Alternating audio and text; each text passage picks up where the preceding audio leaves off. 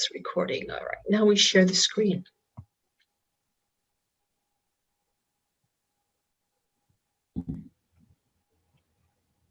Okay, can you see the screen, the website that's on the screen? Yes.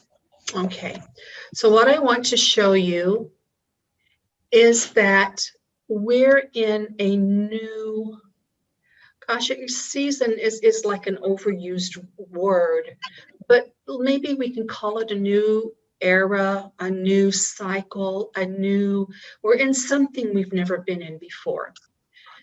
This is the level of the Kinneret for, let me see if I can tell you how many years, since 1966. This is the water table, the yearly water table of the Kinneret. The reason I'm showing you is because the Kinneret and underneath the Kinneret is Israel's largest water aquifer. This is where the majority of the drinking water in Israel is sourced from. So there's a heavy drain on the water, and if we don't get the correct rain, the water levels really drop. Now, the other thing you need to know is that all the numbers of the level of the water are below sea level waters because the Kinneret is the lowest freshwater lake on the earth. So all of our readings, even when the lake is full, will be below sea level. This bottom line right here is where we shut the water off, where we can no longer pump water out of the Kinneret because it's so low. Even though the Sea of Galilee is fresh water, there's lots of minerals from it being spring fed. It's fed through ground sources. It's fed through watersheds off the surrounding mountains. It's fed through snow melt off Mount Hermon. And so it picks up a lot of minerals. And when the water level gets too low, like right here, if you can see my little green cursor, and right here in recent years, the water actually becomes salty from the minerals. And it disrupts the ecosystem, all of the fish life and plant life that exist in the Kinneret. And if that happens, then the whole lake can die and go away. So in these years right here, the big push from Israel was that the pipes that had formerly taken the water from the Kinneret to other areas of the country were being reworked so it could bring desalinated water from the ocean to fill the Kinneret back up. And I was very upset over that because, as we talked about, that wouldn't have all the minerals and everything that the Kinneret and the life in the Kinneret was used to receiving, and would be just as detrimental as the water being too salty. But that has been the condition of the Kinneret. And I bring this up because we have 50 years of drought in the Kinneret, 50 years. If we go back to, let's see, 1966, I want you to look. This is our full line. This is the year the Kinneret flooded. And there was a house, there's one house on the shoreline of the Kinneret, and her house flooded that year. Okay, they put the dam in. There's a dam now at that south end of the Kinneret that will allow the water to drain into the Jordan River and go on southward to the Dead Sea. But it flooded this year. And you can see it got kind of low, but we had lots of good years where the water was really high.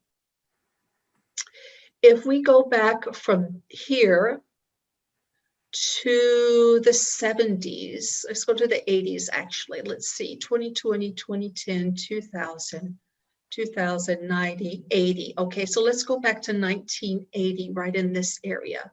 You're going to see that our waters really, our rains really begin to drop.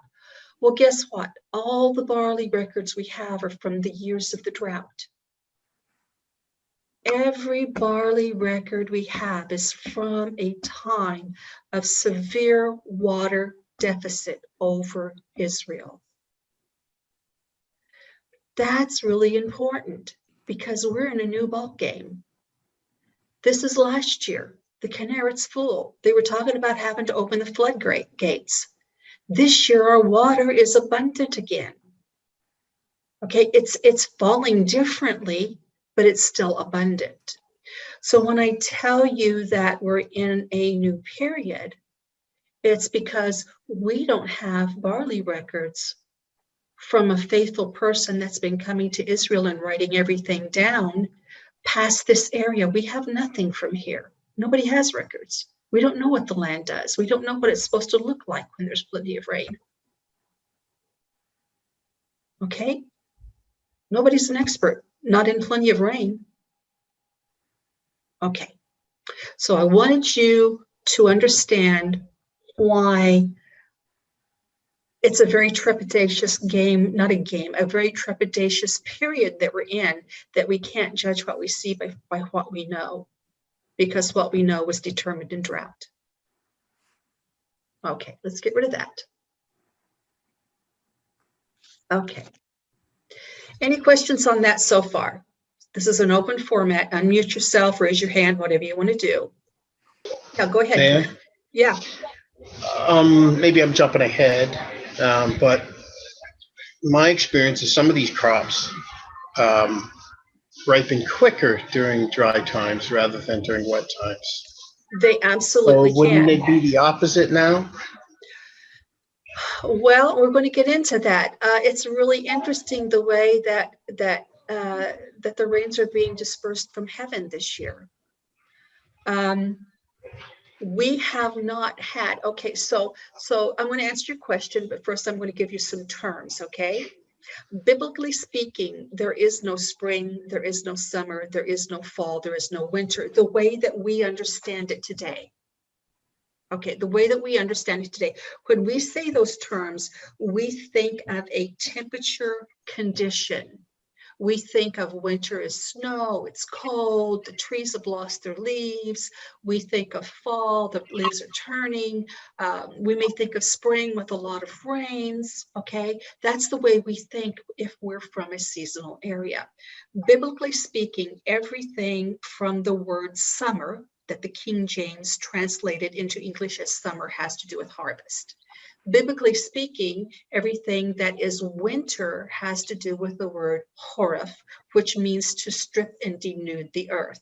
So basically, it's talking about the time of harvest and the time that you plant seeds. Summer's the time of harvest, winter's the time you plant seeds, according to the English and the King James.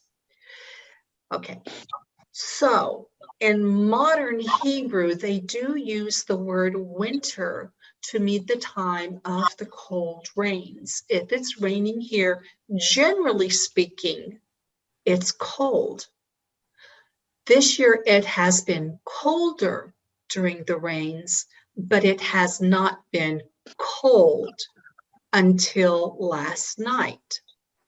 So Glenn, what we've had is when the rain started out, in 1 week, we had a month's worth of rain, and sometimes more than 100% of a month's worth of rain in certain areas. So it would come in a deluge, drench the land, and then it would stop for a week, and the temperatures would go way back up and get warm again without ever really getting cold. And so that's what we're getting right now. This barley that I'm seeing in the videos and the photos I posted, it's not very tall. Oh, some of it's maybe knee high, but a lot of it's about 12 inches high, and it's coming out of the boot. Because what happens, Glenn, in lack of water? That seed tells that plant to make its fruit appear. It gives it that signal that it has to make the head, right? Yeah. So if I'm getting this right, so we're getting ample rains all at once. So it fills the root zone, so the plant has adequate moisture. And the top gets dry and grows faster because it has the adequate moisture. available. It's not drowning. It's not wet like there was delay last year because the constant rains, it slowed things down. Last Right year, the now, what it barley is, almost drowned. Last year, it almost drowned. That's what we were looking at. so what we see here is it's getting adequate moisture. Yes, And when it warms up, it speeds the growth process. because we're going a week between rains. I mean, a week with nothing. So the ground is now beginning to dry. So the temperatures in the high 70s, low 80s. And the plant's thinking, I'm not going to get any more moisture. I got to get this thing out of the boot and I got to start making the seed. Makes sense. Thank you. You're welcome. You're welcome. And that's basically exactly what I'm seeing. Let me see if I can show you some photos and show you specifically. Let's see. No, I got to do this first. Put this down.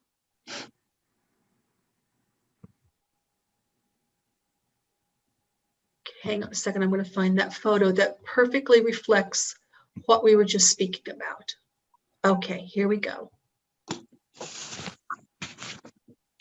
Whoops, come on. Open up. Where'd you go? Now I don't know how to get my screen open. Becca, are those oats also within the barley? I have seen, no, it's crazy. I've seen 0 oats.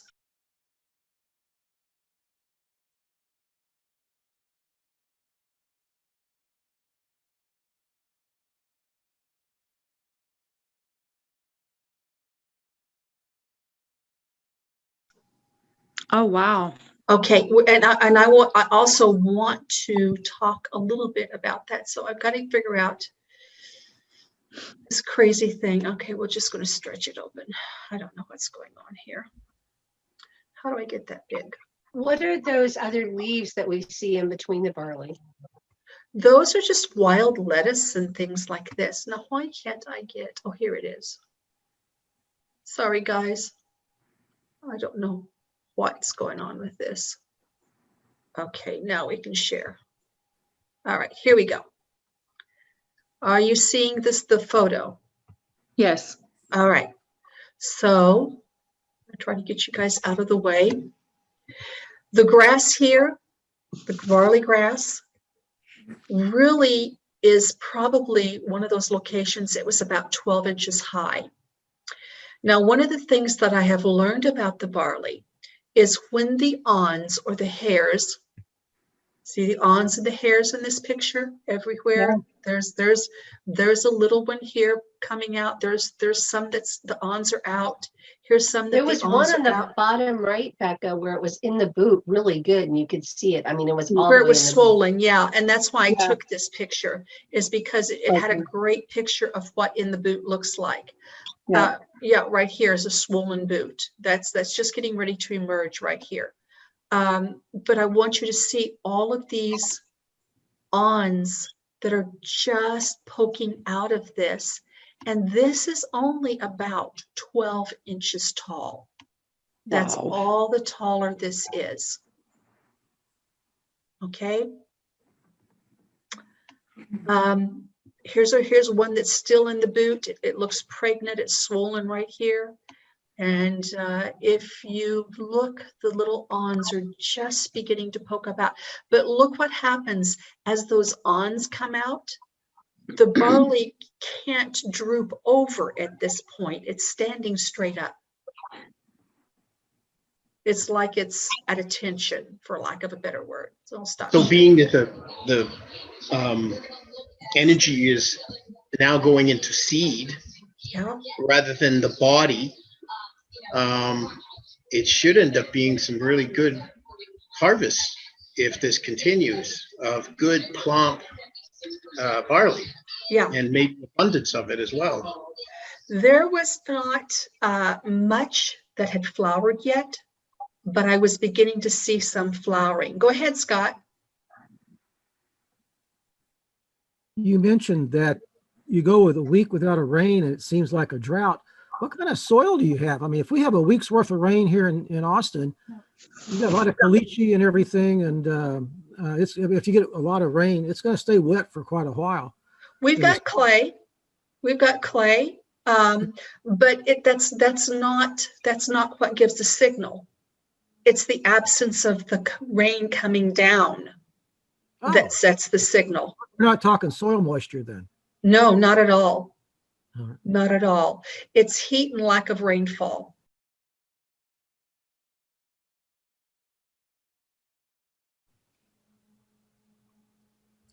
Becca, I've seen some of that in my own garden where here in Kansas, we've had like no moisture and the plants will only, like we'll say a pepper plant only this big.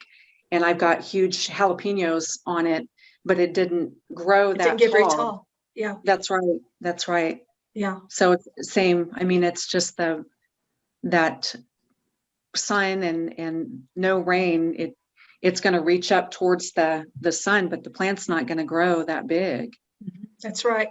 Yeah, and so I have not seen. Now let me just back up and tell you the honest truth. I wasn't looking for this barley when I found it. I absolutely wasn't looking for barley. It is my mannerism that I'm always looking to see what plants are on the earth, how the progression of the season is coming along. There are certain things there are personal things that I look for because I live here 12 months out of the year. And I do look for those traditional signs of the people that read the newspaper from afar and they can see, oh, the anemones are in bloom, or oh, the olives are in bloom, by searching the newspaper or whatnot. I also look at those, but there's lots of things in between that I look for along the way. So I'm always looking at the land. Always, always, always, always. And that's just what I was doing when we left. And we were going to the next little area to do some errands, and I just looked over and saw barley. I mean, that's all there is to it. Just looked over and saw barley. And this is wild barley, right? This is wild barley. I don't know, honestly, it may have been 2 years since this field has been plowed. I know it has been at least a year. It was not plowed this year at all. There was like the field beside it, you can tell has been plowed. This has not had the earth turned. So everything that's in this field is volunteer. If you're familiar with sown fields, they've got these neat little rows and everybody's the same height, then they look like they could be a golf course or something like that. This has none of that appearance. There's tall patches, there's short patches, there's no rows. It's all jumbled together.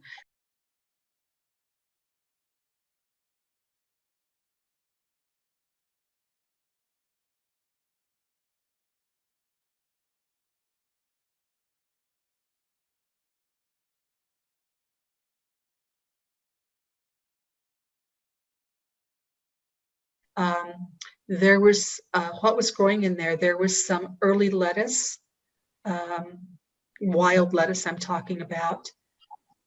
Really, that was the most of what is in the field. So if we're just going to look at the fact that I'm still seeing lettuce, wild lettuce, growing on the earth, this is very early, and that I'm not seeing any oats out of the boot.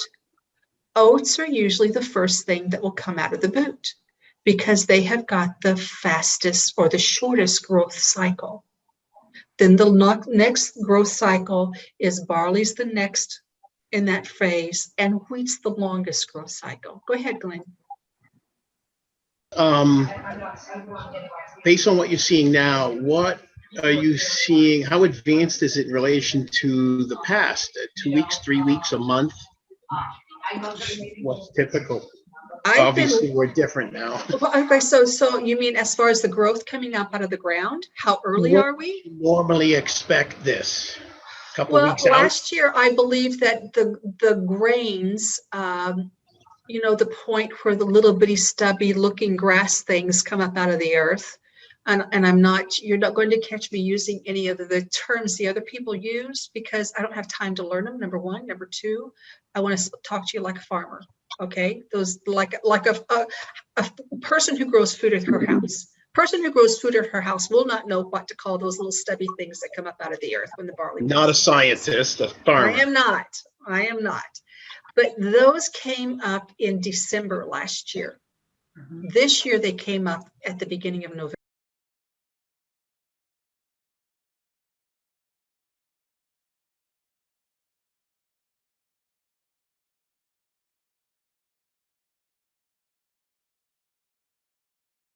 So it really has nothing to do with, and I guess this is more of a question, but nothing to do with the equinox No. and all of that as far No. as. No, the very first plants to come up this year out of the earth was ubesa, which is the mallow plant. If you're familiar with any of the foraging plants, it's a big round leaf plant. Normally, Glenn, what happens in April is that the first plant will come up, and then I've got a week or a few weeks of a lag time before I'm going to see anything that looks like a grain, whether it's wheat or barley or oats coming up. The day of the new moon, the day before the new moon, the mallow, hubesa is what the Arabs call it, broke the earth. And I didn't know what it was. I'd never seen it first. I remember you posted that. Mhm. And it was one day after you showed it, and there was nothing, and then bang, there was just sprouts. Yeah. Okay, and then the following day, Glenn, the wheat in my garden, the wheat I plant to know Shavuot, broke the surface of the earth. So I got in the car and I drove around and I dug in the dirt and dug up the seeds where I knew that there was barley and where I knew that there was oats. And I could verify that on that very next day, all of the grains had come up. Okay, so it feels like things are in a hurry. Okay, what does that mean?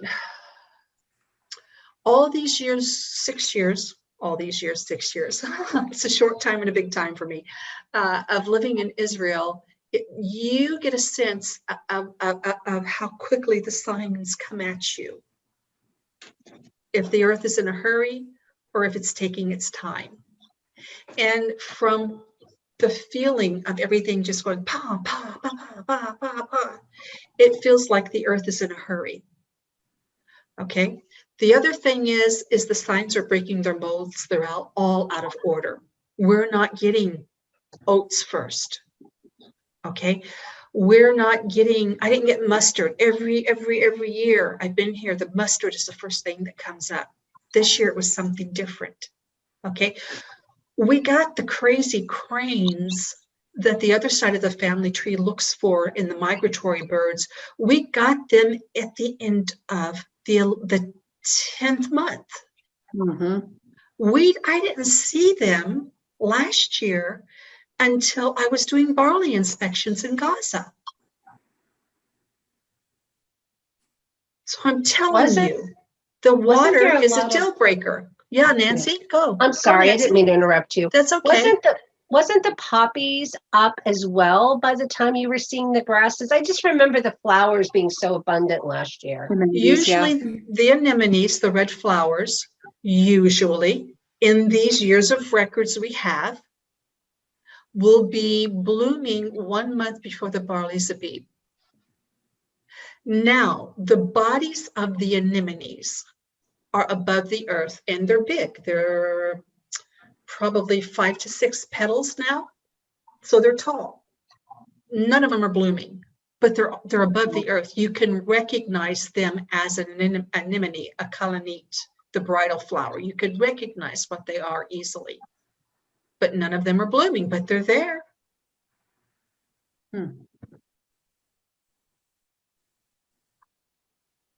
So where does that leave us? That leaves us, I've got to really watch. Now, the other thing on a different note, but the same note, I had just told my husband on Wednesday that this coming week I just was going to go to Gaza and take a look around down in that area in that breadbasket, because what I was seeing here, I wanted to go further south and see what was going on down there because they'll be ahead of us. It's just like the United States. You get strawberries in Florida before you do in Michigan. Okay, same thing here. We'll get usually, historically, we get more mature grains down in the south along Gaza. That's our breadbasket. Then we get them earlier than we get up here in the north. I'm by the Galilee. So I told my husband, I said, I just really need to get down there and see what's going on. I'd been waiting for the reservoir for my radiator that holds the extra coolant had developed a leak, and I didn't want to go until that part came in, and the part had come in. Well, that was Wednesday. Thursday, I found the barley. Thursday night, I got home, and they announced that Friday night we were going into a 2-week quarantine where nobody can leave the house more than 1 meter from the house. What happened last year, right at Passover? We got our determination about the barley. We had our Passover, and on the first day of unleavened, we went into a lockdown. Mhm. I'm seeing a pattern. I don't know if you guys are, but I'm seeing a Yes. pattern. Here we're Absolutely. going again into a lockdown. So I can't go see what's going on in Gaza. And it's almost as if in my simple childlike mind that gets all excited with these things, it's almost as if God said, you're not going to Gaza. Here, look at this.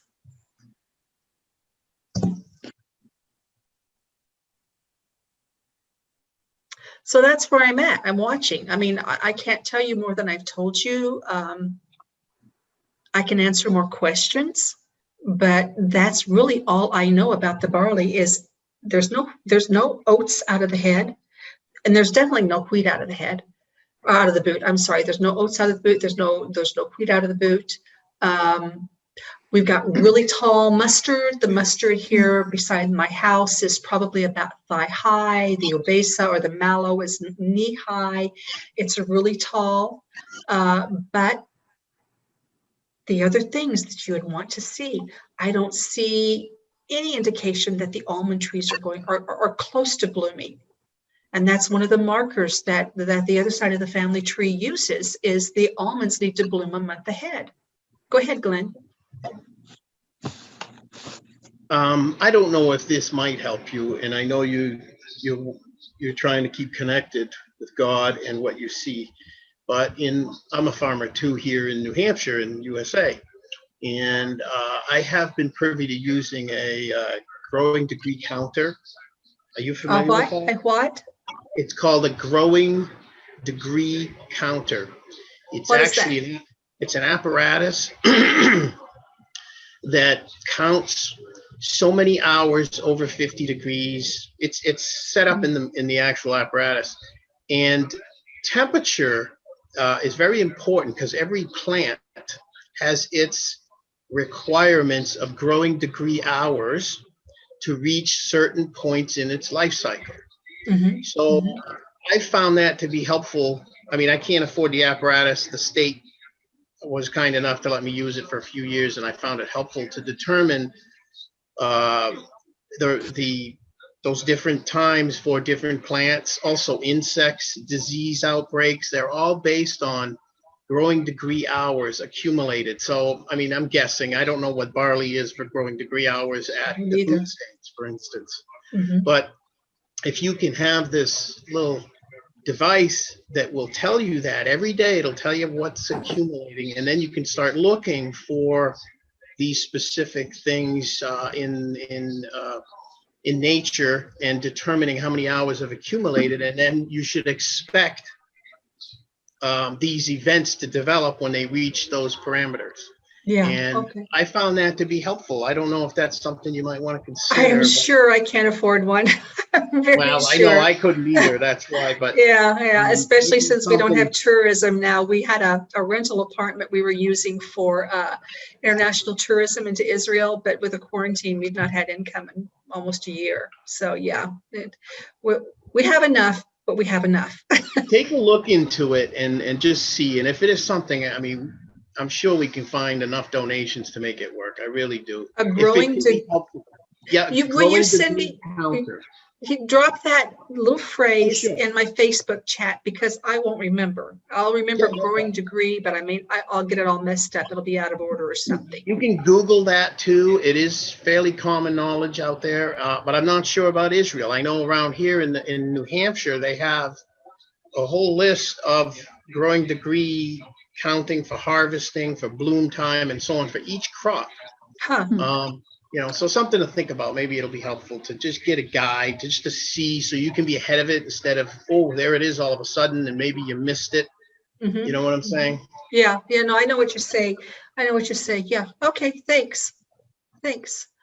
April, go ahead. Beneficial for me here while I'm doing my thing. But Becca, I had one more question. Is what would happen if the barley fields are Abib and we're in the second week of the 12th month? Just throwing that out. You have to decide, are you going to use the barley he's provided, or are you going to be dogmatic and say, no, God, you have to give us this many months and this, you know what I'm saying? I mean, literally, that's what it boils down to. Yeah. You have to decide if that sign of having a, and so, yeah, and actually, I don't know where everybody's at on that. Let's talk about that real quick, and then I need to go straight to April. She's next. Okay. Let's talk about that. What do you require to start the year? I don't require a whole field of barley. That's right. I require a first fruits from a field of barley. The earliest, a field of barley that is volunteer is never going to be right corner to corner in the same moment, in the same few days spanned even. It's going to take about a week for that whole field to mature all the way. So if you're going to wait for the lion's share of that field to ripen, you're going to have a lot of barley on the ground. So these are things you need to grapple with, because we're facing, I'm going to tell you, uncharted waters. Yeah. Go ahead, April. So just a couple things. One is, the big difference, I think, that we need to keep in mind is there's a lot of GMOs. Like a lot of the plants here in the States are genetically modified, even the ones that the government, modifies or I know a few farmers here. One of my really good friends is a farmer, and he's got some GMOs. Then he has some stuff that he grows that's non-GMO. So I think that would make a huge difference on a whole field growing at the same time, whereas your wild stuff is going to be just that. It's going to be sporadic, but completely different. You're right. You're right. The hybridized grains are bred to ripen so that they can put the combine through it and take it all at once. Yeah, and these other grains do not react that way. Right. It's going to be a whole lot different. But my question to you is, though, what about the lambs? What are you seeing with Asher? Asher's been in the hospital with his back. Yeah. But I'm keeping my ear to ground. As soon as he comes out, I'm going to take him something, because he's been in the hospital, so I can have a look-see. It's terrible. I mean, I really want to take him something. Truly, I do. But it'll still give me a good excuse to look and see what's going on over underneath the pole barn. Our farmer over here behind us, he has several goats that are pregnant. That's why I asked that. I'm like, that are really pregnant. So wow. I'm just, it is very weird, a weird year, even here, I think. So I think we really need to be paying attention to those. And it just reminding me of that scripture where he tells them to watch and pray. That's right. It's totally different. I mean, I've been looking around too, and it's just not the same as it normally is. But no, I'm excited. I am too. I'm very excited. Of course, we're going to take heat, but it's a yearly thing. We'll survive. Yeah, for sure. Okay, go ahead, Renee.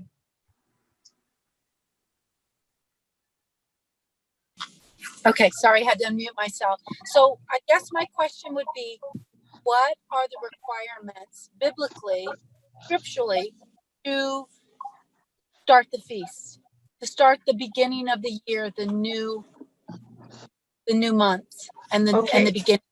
Okay, the scripture is very plain that we cannot, the men could not appear in the temple empty of a first fruits offering. Very, very plain.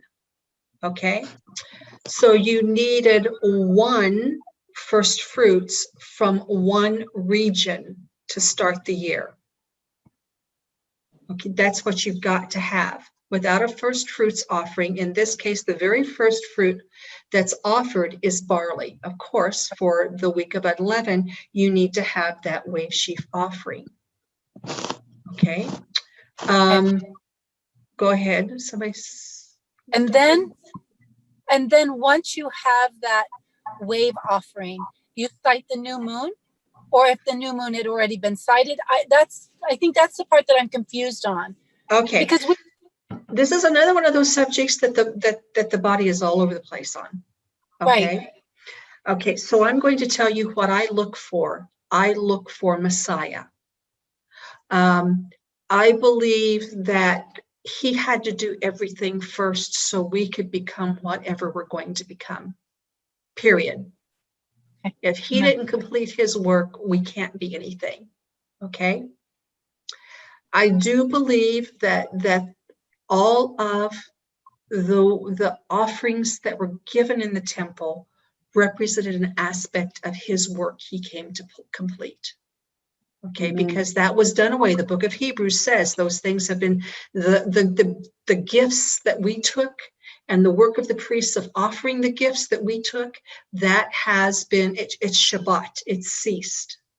We don't do those now. There's no temple. Okay. Right. So, because that is my understanding, and it's not the understanding of every believer. Some of them follow Devorah, and they want the barley ready with the new moon at the same time. Others have other criterias for this thing. Because I look for the Messiah in it, and I was just looking at this again tonight. I want the barley to be completely ready no later than 3 days before wave sheaf. 3 days. Okay. That's my absolute cutoff. If it's ready earlier than that, if that's the way it happens, fine. But if I'm looking at that barley and it's not ready at least 3 days before the wave sheaf, then for me, it's going to be too late. And what's your definition again of ready? Ready would be medium dough, medium dough. Medium dough is still divisible by the finger. It's pretty solid. You might be able to squeeze a little clear juice out of it, but it's got a lot of starch in it. Okay. Basically about like Joe DeMond. And I'll tell you the reason I came to the conclusion, and it was a different reason that he did. Because the first year that I went out on the land by myself, that I wasn't going with another group, I really had time to listen and hear rather than listen to all the other voices. Because there's visiting, there's talking, there's discussing, and you learn really a lot of good things, but ultimately, that's the best teacher, right? Okay. Amen. So I began to look at what I was looking at, and I started saying to myself, if I'm feeding a family, if this is food, if I'm feeding the family, how do I satisfy the law and how do I feed my family? Okay, so that's the premise that I approach these inspections at, is how do I satisfy the law and how do I feed my family? I found that this medium dough barley roasts and makes plenty of flour, okay? And I can put the sickle to it and it doesn't shatter. Whereas there's many examples of what they call a beep when it's no longer divisible by the fingernail, that it's on the verge of shattering. Okay, have you ever taken a half moon hand sickle, grabbed the barley and gave it a jerk to cut it? That's a violent process. It's a very violent process. And if your barley is a little too ripe, a little too abib, you're going to get a few where you grabbed it and the top's going to shatter, and maybe some are going to shatter out of the bottom, and you're going to have a handful of grains. You're not going to have anything to tie together and dry and take to Jerusalem. Okay, so for me, if I'm harvesting at medium dough, I've got flour, I've got stuff I can tie together in 1 omer bundles. In other words, bundles that measure that 1 omer grain amount. Okay, I've got a few days to get it to Jerusalem before it shatters. Okay.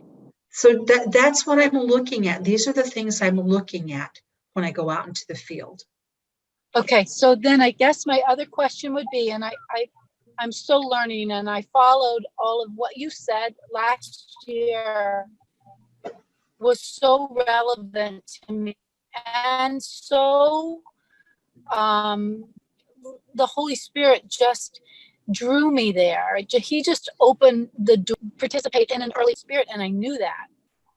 But I still want to, because when I don't have you, when the times get crazy and I'm not able to follow someone that I feel that the Lord has led me to, I need to be able to understand how to do this on my own. So a lot of things I get, but this one is just so hard for me to grasp. So when you find the barley at the medium dough stage, then where does the moon come into play? Because my goal is to do this biblically, and I felt by the Holy Spirit that that's what you were doing. So I just really want to understand how the new moon plays so that we can date when the 14th day of, when the first day of Aviv begins, or day of Nisan. Okay, so explain that to me. Okay, so Hey, the new moon happens the first day of the month. Okay, the 10th day of the month, the lands are chosen. The 14th, they're offered. The 15th starts the week of unleavened. And one of those 7 days, first fruits is going to happen, which will be on a Sunday. Okay, so I need it 3 days before that Sunday of the week of unleavened bread. Okay. So the moon will already have happened. But since I'm looking, by then, I'm trying to get this down to the nitty gritty. By then, I have a good idea of what's going on around me. The barley does reach a certain point where it's like a point of no return. And by then, the barley is pretty much reaching that point of no return. And I'm saying, okay, is this going to be in time for the wave sheaf? The 3 days before the wave sheep, or is this going to be after those 3 days of wave sheep? So it's, by the time you approach that first month, you got a pretty good feel. And if you don't have a pretty good feel, what I do is I cut what's there and I leave it laying out for 3 days and I see what it's going to do. Okay. Very good. Thank you. You're welcome. And to get this right, it's exactly at the end of the 12th month, you have a determination based on your experience for the past few weeks. I try to for you guys. Yeah. See, I don't need it. I live in Israel. I can wait to the week before. Right. And if it wasn't for you guys, I wouldn't rush it. I would just simply be making my preparations along the way and be ready when it's ready. And I really believe that that's what they did, because if you know the scripture, you know that in every village they had a Levite, and they had 7 Levitical mountains with signal files with Levites sending messages back and forth. So, and the people would all know, my goodness, they were living the agriculture. They knew what their barley was doing. They knew when it was getting close. But for you who are so disconnected from here, I understand you would like to know as early as possible. And even though I'm really not about predicting, I hate it. Every time I get to the 12th month, I'm sick at my stomach and I don't want to predict and I'm afraid of being wrong and I'm on my face and talking to God, crying and saying, you got to help me do this. I don't know what I'm doing. You know, I go through the whole emotional roller coaster because it's not a game. It's not a game. These are the holy days of our God. So yeah, I try to have all of those ducks in a row right there at the end of that 12th month. As late as I can. I go as late as I can. And I may take 2 trips since I live here. I may go early like I was going to do, take a peek, see. That's what happened last year. I thought I was going early. I thought I was going to take a peek and see what was going on down there. And lo and behold, I found barley. You know, wow, 2 years of wows. Yeah. Okay, April? So, one of the things that just really popped out to me too, because you had mentioned, you know, it's going to be different in the North, like in the United States than it is in the South. I think as Maggie and I looked in the longitude and latitude in the States would be relevant to maybe us taking a trip down to Louisiana to Sure. see what their crops are doing to be able to determine that, because I know it's going to be a little bit different. But listen to what Renee said made me think also, that I think that there is also a something to be said about what people consider a new moon. And I don't know where That most of the too. people in this group come from or what they believe, but I know that some follow the conjunction and some follow the light. And I'm with you, Becca. I think that if everything points to Messiah, then it would be the light that comes, that's beginning the new moon. So that would actually, because there's one of my friends follows the dark, and which to me that doesn't represent Messiah whatsoever. But she's always a couple of days off, so she'll call me and say, well, did your friend notice the Abib barley, because she doesn't do social media? And I'm like, yeah, she does, but she's always a couple of days off because she follows the Right. conjunction. So I think that that's noteworthy with some people. You may be a couple of days off depending on what you consider a new moon and what Right. biblically is considered a new moon. All right. So You're I right. wanted So to- for your information, you know, I don't have any reason to hide anything. I'm well studied on what I've chosen to do. For your information, I go by the new crescent moon sliver as being the first day of a biblical month. I do not need the barley with the new crescent moon in the first month. I only need it 3 days before wave sheaf. Okay. As we talked about, I take medium dough barley rather than the indivisible with the thumbnail barley because it's far too mature for the needs of the ancient people. And you should go online, just on a side note, you should go online and do an internet search on sickles over the years from archaeological sites. Some of them are wooden crescent shapes with little jagged rock pieces sticking out of the inside. Okay, so think about harvesting. Whenever you did it, it had to just sort of survive whatever they were using to harvest it with. Okay, so what are some of the other discrepancies between the groups or the anomalies between the groups? I think that's about it. So I believe that our example from the Messiah is that the first fruits will always be on the Sunday in the week in the 7 days of unleavened, because that's when he rose, was on a Sunday during first fruits. And that's why the 3 days before, that's what I'm looking for. What other discrepancies? I can't think of anything else. Can anybody else? The differences in beliefs? Think that pretty much. I think the numbers of days and the confusion, if you can go over it a little bit more specific one more time, you know, what do you consider your first day of the first month? Like you said, you're flexible because you're in Israel.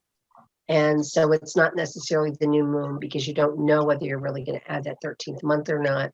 You're kind of making a good guesstimation that the barley is going to be a beeb. Now, if the barley is a beeb, that makes it an easy guesstimation. Right. And then you've got your time frame of, okay, so when does Passover come from here? When does, because there's a lot of discrepancy on when they do Passover, when they do the first day of unleavened bread, the 14th, 15th, those kinds of things. There's hot arguments over sometimes. Mhm. And then that Sunday that you're speaking. So if you could go back over clearly with the days, what exactly would the Sunday be? Is it after Passover? Is it before Passover? Those Okay, kinds. so Sunday would be after Passover, okay, during the week of unleavened bread.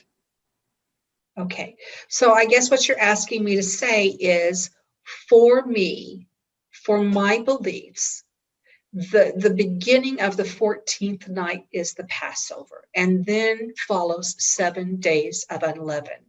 And I'm happy to give you the reason for this. Hang on, let me get the verse. Hey, Becca, could you also reiterate like when you start your counting of the months too? Because I think that would be important for people to understand the counting aspect of it too. You mean at the new crescent moon? Is that what you're talking about? Yeah. And I think that's probably why Renee's asking. So like when you determine the Abib barley, but what I've noticed over the last several years of watching you is that Abba has a really clever way of when the Abib is barley, the new moon is shortly thereafter, is what I've noticed, that he's pretty clever with that. So there's never been a question with that, because then you started the counting at the beginning. Hang on, let me get this verse, and I'll digest everything that you were just saying.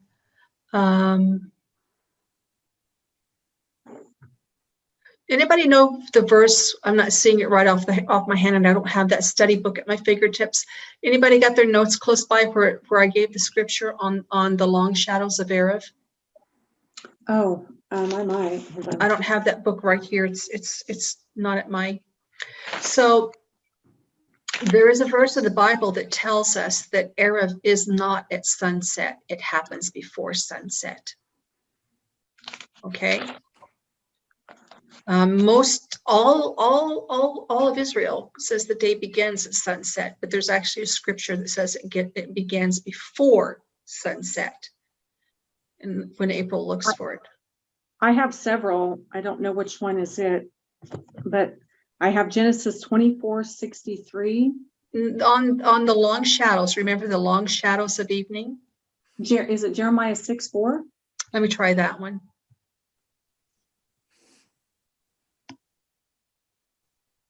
I got a few. Sounds like it might be right. Yes, thank you very, very much. So let me screen share this. Share. Okay, so the Bible says evening and the morning were the first day, and that word is Erev. Okay, here's the word Erev. Okay. It says, prepare ye war against her, arise and go out at noon, Jeremiah 6:4. Woe unto us, the day goeth away, the day goeth away, for the shadows of evening, Erev, are stretched out. The shadows of Erev are stretched out. Okay. You cannot have long stretched out shadows if the sun is below the earth.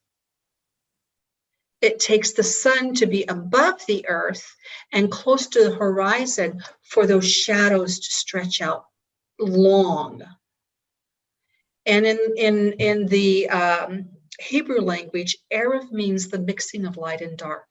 It means that time of what you would think about dusk, and the shadows are long, and the sky is colored usually a golden glow because the sun is getting ready to go down, but it has not yet gone down. Okay, that's when a day begins. Erev and Boker evening and morning were the first day. Erev and Boker, evening and the morning, were the second day, third day, fourth day. All the way through Genesis, it says Erev and Boker. So a day begins before the sun has set. So there's only one sunset for each day. 2 days cannot share the same sunset because Erev happens before the sun sets. Okay, so the scripture, and for many other reasons, which I've gone over with the group, and if you're interested, it's on YouTube, on that YouTube channel. You can go look for it. I don't know which one it is. It's out there. I go through it in painfully slow detail. It's pretty redundant. For this reason, I believe that there is a beginning of the 14th night Passover. And then there are 7 days of unleavened, just as we have 7 days of Sukkot and then the 8th day on the last great day. I find him a God of balance and patterns throughout his scriptures. So the 14th night, so you've got the first night, the first day of the new sliver moon. You've got the 10th day that, of course, the lambs were selected. You've got, and they're just selected at that point. The 14th, the beginning of the 14th is Passover. Then you've got the 15th that would begin the Hag unleavened, Hag Matzah. And that's for 7 full days. In those 7 full days, there is going to be one Sunday that is going to be the day of unleavened. Did I do what you wanted me to, Nancy? Yes, Yeah. because there's confusion. Sometimes they believe it's got to be 7 That's days one of the after a things certain that, day, different camps believe different things. right. But you need to know that's what I believe, because Mhm. obviously all of this filters into what I see and the way I'm going to judge the barley. And Now- you can't help it. Now, you mentioned the word Sunday, but they Uh-huh. didn't have the word Sunday, of Yom course. Rishon, Yes. first day of the week. the But it first says day of the it says week. Sunday in the New Testament, but it's Yes, Yom it Rishon. does. Yeah. It does. That's very good. That's perfect. And April, what is it you want me to do now? Well, no, you actually kind of touched base on that, really with the 13th, because there's been a lot of people that will celebrate Passover, and we're always a day ahead of people, usually because we celebrate it in between the 13th and the 14th day. Because if you did it at twilight between the 14th and 15th, you're already in unleavened bread, so then you're not following the law when it says to do it on the 14th day. Yeah. So to me, it's simple mathematics given to us right there in the scripture. But yes, and I will be the first to tell you that historically they did change what they did in the New Testament, but it was never a command of Moses. It's in that very long, arduous teaching I've done on the subject. I go into the history of it, why they changed it, how they changed it, that the Pharisees were doing one thing and the Sadducees were doing another thing, and it's all recorded in history for you to find. Sorry, go ahead. So basically, because I think I'm tracking with what Renee was asking. So if you find that if you've already sighted the new moon, this sliver, let's say next month, and you've discovered that you've already sighted the moon, but then you discovered a few days after that the the barley is an Abib, then would you consider that the head of the year? Yeah. And begin your counting. I would. I couldn't delay it. Why? Because the general nation of Israel could not harvest their crops until the wave sheaf had been opened or offered. If I didn't look at that and say, oh gosh, that's going to be a Abib, even though the new moon had happened, then if I waited to the next new moon cycle, then a lot of the ancient people would have lost their barley by then. Yeah. We have got to learn to be flexible. And That's this right. is, please don't take this the bad way at all. I don't mean it that way. But because of what has been available in the past year, people have come to expect and demand a prediction of what will be. Okay, they want to know as soon as possible. I got to get off work. I've got to have the day off. I've got to, this, blah, blah, blah. I got to make my plans. And I get that. We don't live the way the ancients lived. However, what's more important, that we get it right or that we predict? That you get it right. Because I think that, you hit the nail on the head. We're a generation of what is that word? I can't think of the adjective I'm thinking of, but we're instant. We want everything instant. Instant gratification. Yeah. We want that now, and I think that is possibly what Abba is showing us the last several seasons, because hasn't been the way that everyone has intended. You've suffered a great deal of warfare because of it, because you've looked to the land, and it's difficult for some of us to understand and comprehend that, because we have gone to the rabbinic teaching to really help us learn. But as we can see, it's really what he says in scripture, and it's when he says, and I think that's what's beautiful. And he said, a wicked and perverse generation seeks a sign, and we really need to just be patient with what he's doing in this season, especially. As far as I can see, with all of my studies throughout the years of looking at the scriptures, it's that we have always been expected to wait on his provision, whether it's food, whether it's what we're to do next, whether it's when his calendar begins.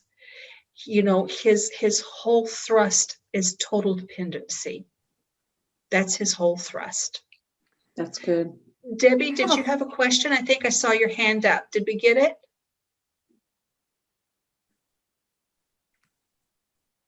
I don't know if you're going to be able to hear me, Becca, because my internet connection is so bad.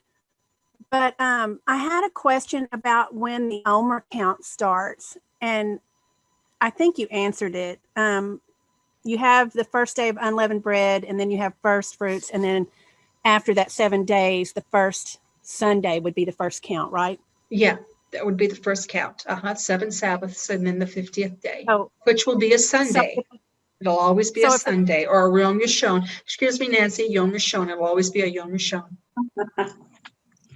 Yes. So if it was if the first day of unleavened bread fell on a Shabbat, a weekly Shabbat this year, the Omer count would begin the following Sunday, not that next day Sunday. Say again, if what? If the first day of unleavened bread fell on a weekly Shabbat, weekly Shabbat. Yeah. The Omer count would not be that next day. It would be the following. No, it'd be the next Sunday. day. It'd be the next day, because there's only one Sunday in 7 days. It would be the next day. Okay, but I thought first fruits had to happen first. You thought what? So first fruits doesn't have to happen first. I thought first fruits had to happen first before the Omer.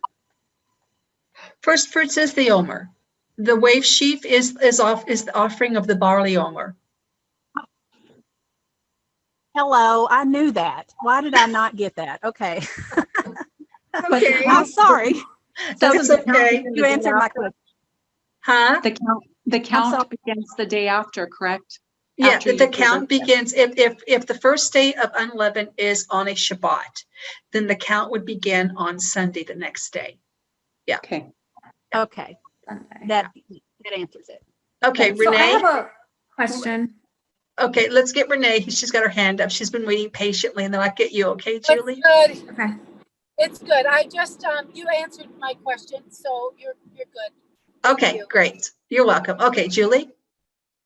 So I was just thinking of the scriptures that talk about the first Shabbat of the year being, if I remember correctly, and I can't find them right now or remember where they are, but there's some scriptures that talk about the first Shabbat of the year being a like a special time of cleansing for like the foolish people that don't believe. Do you guys remember what I'm talking about? Especially if you follow Joseph Dumon's blog, because last year in his newsletter, he had a whole newsletter about it in the first Shabbat, and just being a special time of prayer for those who are foolish or those who don't believe the Torah. Do you remember that? Cleansing the temple for that time. And it was the first Shabbat of the year. Does anyone remember that from last year or no? I don't follow Justice Hezekiah Denali. did that. Was it tied in with Hezekiah? Is that it? Yeah, it When- could. When they thought that it offered, was when the like- priests offered for the people who were clean? Yeah, and isn't that supposed to be done? I feel like it's a command in the Torah that talks about doing that on the first Shabbat of the year. Hezekiah did something that wasn't commanded, but he prayed and God accepted it. You're not referring to the seventh day, a day of special prayers after the beginning of the year? I thought there was a special day. Yeah, there is. That's what I'm talking about. There's this the first Yeah. Shabbat of the year. I don't know if it was Shabbat. I thought it was the seventh day or the sixth or Oh. seventh day. It was a special day of Is it in prayers. Torah or is that just a teaching? I think No, it was, I'm pretty sure he was from the Torah, but that's why I need to find those verses because I was just thinking about that and how would they have, like if it wasn't Aviv and they didn't know if it was the first year how they would do that. But I'll have to find the verses first to it even was supposed confirm to be that it is blessings. a Yes, Shabbat. bless everyone on that day. That's right. I remember that. Here, You do. find that, send that to me so I can take a look at it. I will just tell you this, Julie, that the people who lived and died by barley and wheat were a lot more versed in this than we are. Yeah. And it would be a lot easier for them than we have this ability. I try to stay really connected to the earth with the gardening and everything I do, but honestly, I don't live and die by what I do. I mean, if you literally knew that your family was going to eat or not eat, this would be serious business. And I can't say it's that Mhm. serious to me. I want it to be. I mean, I try for it to always be paying attention, but we have to look at the scriptures, how they were written to the people they were written to. And we have to understand that there's been a lot of changes and we're just not living the way that they lived in the manner that they lived. It's not as critical. So, Okay, I'm sorry, I raised my hand again because I do have a question. And so one okay. of them, I know it might kind of sound silly, but my son keeps according to the rabbinical calendar where they want to be in unity. Right.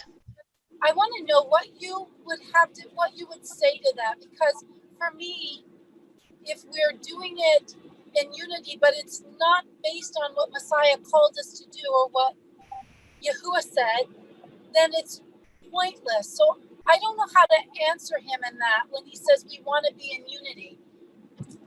Well, you can't, if they're not in unity with God, it doesn't matter if they're in unity with each other because they're not in unity. Right, because you cannot predict, right? Because they have set the calendar. I looked up in 2030s, right? Yeah, yeah. Their calendar, Renee, is based on a mathematical equation written by Hillel II, who was the Nasi of the Sanhedrin. He was the prince, the head honcho of the Sanhedrin. He wrote this mathematical equation just before they were carried off the land. But over the years, this calculation causes them to drift further and further from what the land tells us. Okay, if we have a 12-month calendar, and don't go way out from here telling people I said we're going to have a 12-month calendar, because I don't know what we're going to have. But if we have a 12-month calendar, their Passover this year is not until April. They're drifting. They're drifting further and further and further out of the cycles of the agriculture. So who are they in unity with? They're in unity with each other. But you can't be in unity unless you're in unity with God. You can't be in unity unless you're in unity with God. You see, that's what's going on in, sorry, I don't want to get preachy, but that's what's going on in the family tree right now. Nobody wants to be in unity with God. They want to be in unity with this person over here that has all the experience, this person over here that lives in Jerusalem and she's a Jew, this person over here. That's who they want to be in unity with. They're not really seeking unity with God. And Messiah, I think in Messiah is the key word, because we've That's said right. this over and over in this group. And I remember, Renee, I will tell you, the Holy Spirit spoke to me about this. We were following the rabbinic calendar for years because we didn't have a clue. And the Lord spoke to me about the Abib, and I heard his voice say, "Why are you following those who don't accept my son?" And that hit me like a ton of bricks. If the word from the beginning till the very end is all about Yeshua and his son, then why? And I'm not saying that our big brother Judah is wrong. They were blinded in part. I see that, but there are so many, they don't accept him. And if I look at that calendar, everything about it from the very beginning, from the new moon all the way to the very end, when we're in Horeth and we're stripping the land, has everything to do with Messiah, everything. So Amen. that would be my answer to that 100%. And that's why I'm grateful that I found Becca, and I don't even remember 2015. It might have been, I can't remember, but it was an answer to prayers, because I, like everyone in here, was following rabbinic because we want to learn. But at the end of the day, what does the word say? And the word that was made flesh, and he's dwelling among us, what is he speaking in his creation? And that's what we really need to look to. And he doesn't leave us in the dark if we want to know truth, because it wasn't long after when I just really began to learn the feast days, really began to set my heart to do the things that which he called me. And I wanted to do them biblically. I didn't want to do them the way that man did them. Right. And so as I did that, then I stumbled upon Becca last year and was so encouraged. And we had a week to prepare, like almost like everyone else, to prepare for Passover. And it was the most beautiful Passover that I had ever experienced. And there were 32 people in my home. It was amazing. And I was so grateful. And so I'm even more excited, but I want to get it in it's in my heart, but I want to get it in my head so that I have an opportunity, when I have an opportunity to teach it to others, why I really want to have it down. So I'm so grateful. Thank you. Amen, amen, amen, amen, amen. Preach it, sister. And that's funny, because it was true. It was like we were coming out last year. It was so fast. It was like we were coming out of Egypt very quickly, right after, you know what I mean? Exactly. Glenn has very patiently had his hand up. I'm going to let him go next. No, go ahead. I mean, if there's anyone else, I'm old hat at this, so I reserve the time for people that have the questions. But if there's no one left, I go back to the first time we split off of the group. Was Nehemiah was stating that there was about 10% of the barley was Aviv at the end of the 12th month. And to me, that cinched it. If you've got 1% Aviv at the end of the month, you will have barley to harvest for the wave sheaf 14 to 21 days later, or 15 to 21 days later. So that was moot to me. That it started, and I think that was the year that we split off. And it only makes sense if you're out in it's simple. You're looking for a sliver of the moon. It's coming. You look for the barley. If you can see that it will be ready by, like you said, the wave sheaf day, and it takes a little bit of experience to know when that will be. Doesn't take a scientific knowledge. It just takes an observational Experience. That's it. Yes. And you then know, because within that, we're going into spring or into the harvest season, the ripening will occur exponentially faster every single day as the heat goes up. So it's going to really happen fast. So if you know at the end of the 12th month, you can see the potential for ripe barley, like you said, soft dose state, you're set. You know it's going to be ripe for wave sheaf day. Yeah, that's right. So do you think it's possible in the time that we're in, and I don't know when the end is coming. I don't know when Messiah is coming back. What I do know is that I'm ready and I'm waiting with excitement and anticipation. But do you think that we are going to go into 11-month year? Is that 11-month something? year. Renee, I don't know. I truly don't know. You know what's required to complete God's calendar? The 7 species, the 7 first fruits offerings. That's Amen. what's required to complete God's calendar. We are not told any place in the Bible that we need X amount of months, be it a big number or small number. We're told that we're to bring the first fruits in their season to the temple. Amen. Okay? And the last first fruit is offered in the 7th month. That's the last first fruit. In the 7th month, you have the rimon, the pomegranates, you have the dates, and you have the olives. Those are all the 7th month. And then for the year, the first fruits are in. Okay. I can't Exciting. tell you. I can't tell you that. Right. But I know that this. God can change things that he requires of us. He can change the way the number of days, 29, 30, whatever. He can change that. His character can't change. This is one of the biggest things I took heat for last year, was when I said, God can change things. He can do what he wants. If he wants us to have 31 days, 32 days, as long as there's not a cloud in the sky and I'm not seeing the moon, guess what? He's in control and he can do what he wants. And historically, we have the story of Noah's Ark, where he had 30-day months when it was raining.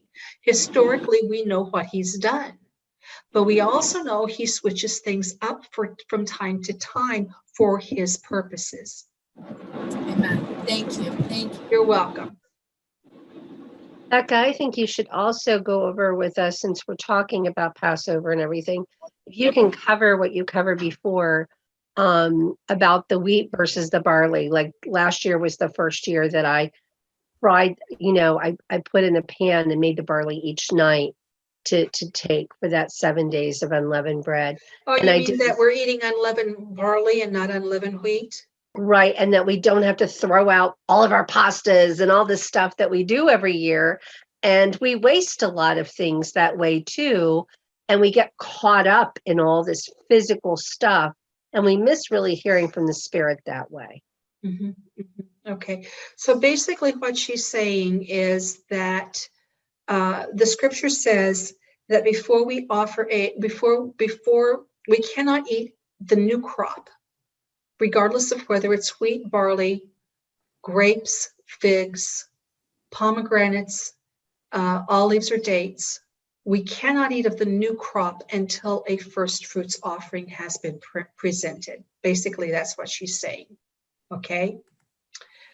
So there has been a tradition where you see a lot of believers running around eating Manischewitz matzah wheat crackers. And that's not the week of unleavened. The week of unleavened was barley. Okay. Traditionally, people won't even eat leavened bread during the week of unleavened barley. They throw out all of the yeast, and without the yeast, you can't make wheat bread because they throw out all of the yeast. But if you look at the law in the purity of its intent, you will see that we were not to eat leavened barley during the week of unleavened. Just leavened barley, just leavened barley. That is what was supposed to have been unleavened. We couldn't have chametz, which is when the leaven is already baked into the barley, and you've got a leavened barley cake. They were baked in cakes. And we couldn't have the seor, the sourdough starter aspect of the barley. Those are the things we couldn't have during the week of unleavened, was those. This did not apply to the wheat product. We can eat leavened wheat products because we have not yet achieved not only a wheat harvest, but the date of the wheat first fruits. The scripture is very specific about the wheat offering, that it has to be nothing from the previous year. It has to be everything new. The wheat offering cannot be anything that was from the previous year. It has to be all the first fruits from the current harvest. Okay? So if we, what is it that happened at the what they call the Last Supper? We see that the Messiah had artos on the table. Artos is leavened wheat product. It's totally legal.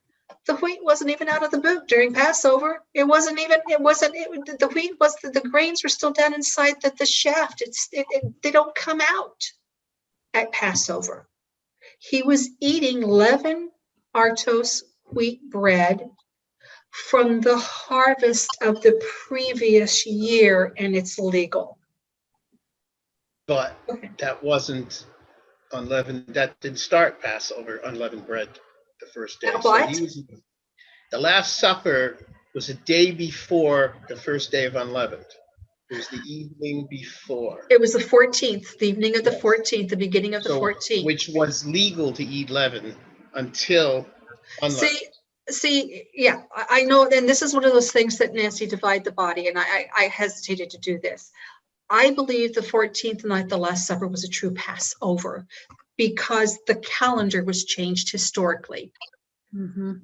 Okay, so what you see in the New Testament, that it was in the middle of the day when the lambs are now offered, instead of at the beginning of the 14th night when the sun sets. Okay, the scripture says when the sun sets, you slayed the Passover. And now they're offering it in broad daylight, in the daylight of the 14th day.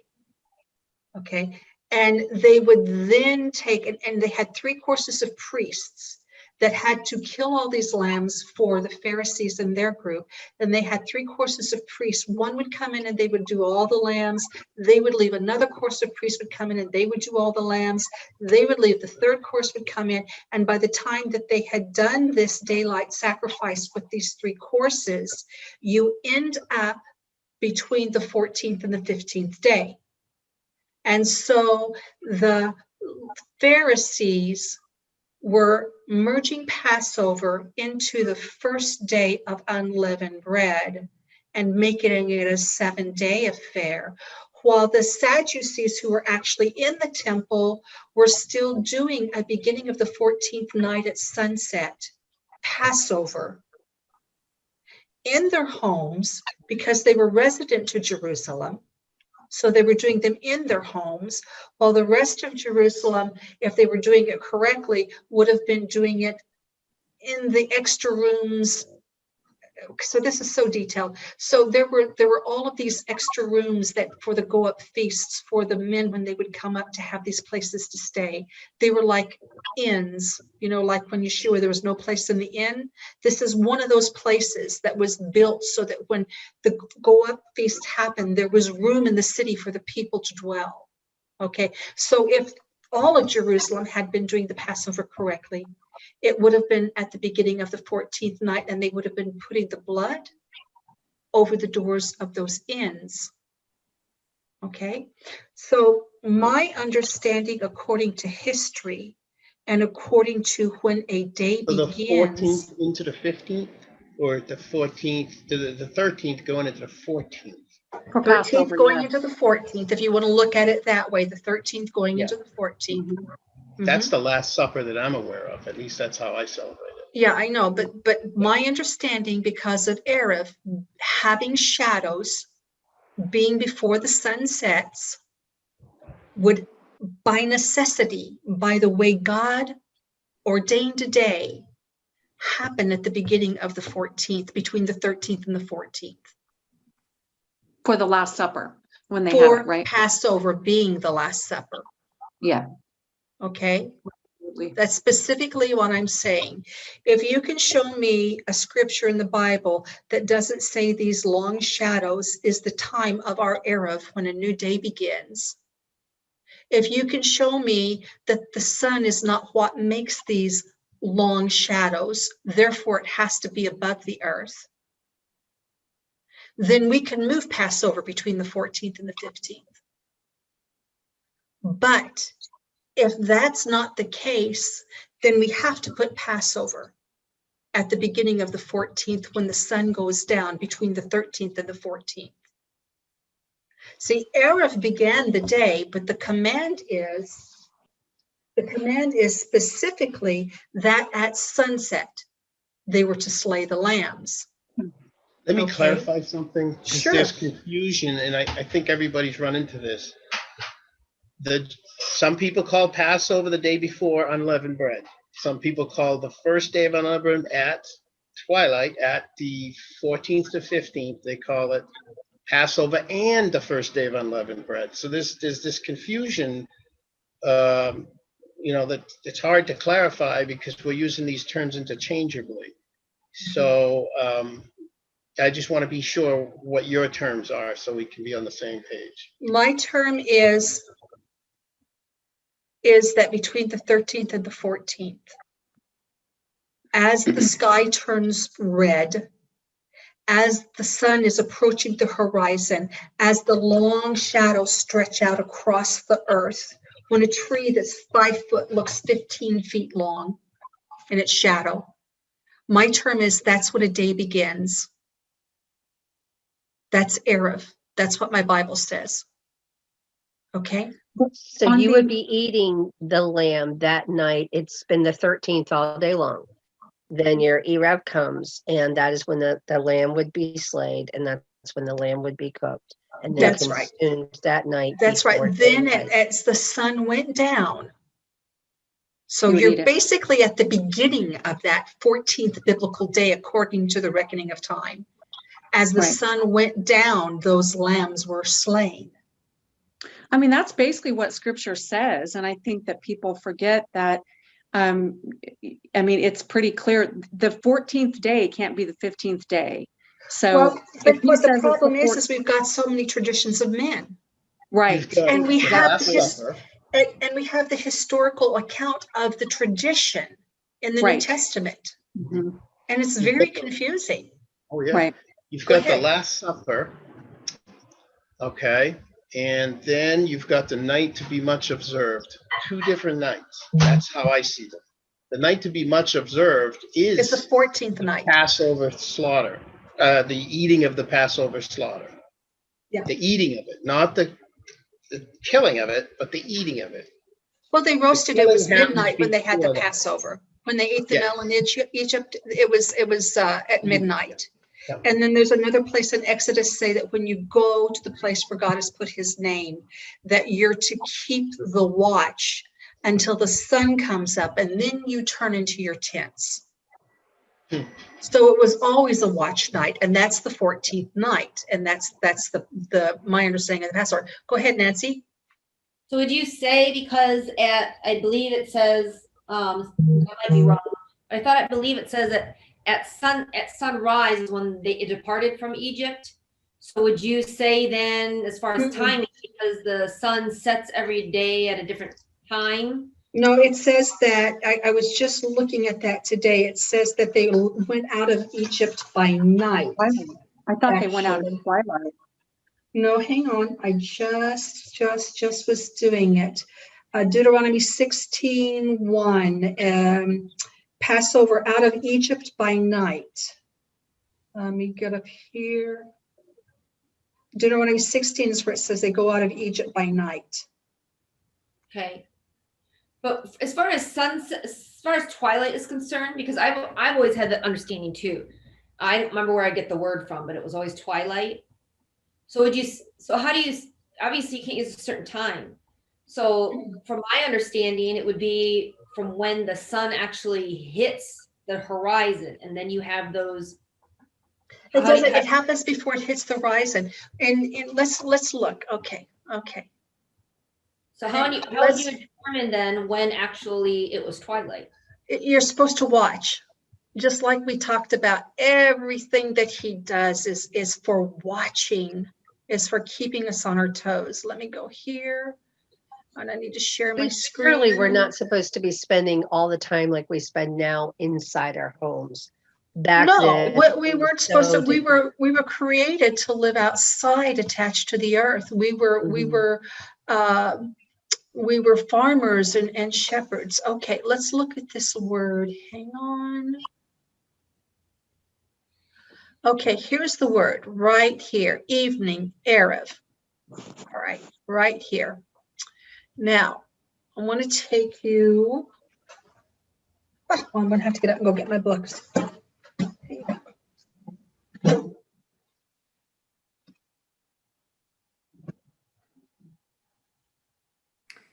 So Glenn, I just wanted to tell you in Deuteronomy 16 verse 2, it actually says that thou shalt not, thou shalt therefore sacrifice the Passover unto the Lord thy God of thy flocks and thy herd in the place should choose. And then verse 3, it says, thou shalt eat no leavened bread with it. 7 days shalt thou eat unleavened bread within therein. So you said it was legal to eat the leavened bread because it was the day before, but it says not to eat leavened bread with it. Well, What's the word? What's the word? What's the word? Chametz, right? Right. So Chametz is barley. Right. So I'm What just saying that what scripture, he Julie? said was that it would have been allowed either way because of the day that it was, but Gotcha. If you go into, I was just pointing that out to him. Exodus, are you in Exodus with that one? Deuteronomy Deuteronomy 16. 16. So if you go originally back to Exodus 12, where the original first Passover of all time began, that we have in writing, it says that specifically to eat the lamb with unleavened bread too. So we're not supposed to eat the Passover with leavened bread. that's Right. why what my tradition, well, not my tradition, what I understand it to be is the 13th into the 14th was the Last Supper. That is not the first day of unleavened bread. Then Right. that day, when it turns to the 14th, that entire day till twilight, till sunset, is Passover day, meaning it's the day that the animals are slaughtered. Then after sunset on the 14th going into the 15th is when you eat it. So that's the first day of unleavened bread, and that is the day to be it calls it the day to be much observed. And So there's this- 2 different days that I understand it to be, not all the same day. Well, the scripture says, I mean, when he commanded that, he said on the 14th day, you will eat the Passover with unleavened bread, the 14th and the 15th day. And he says the unleavened bread begins on the 15th day. So the 14th and the 15th day can't be the same. Correct. So it's an extra day. So you have Passover and then unleavened bread for 7 days, which should be 8 days total.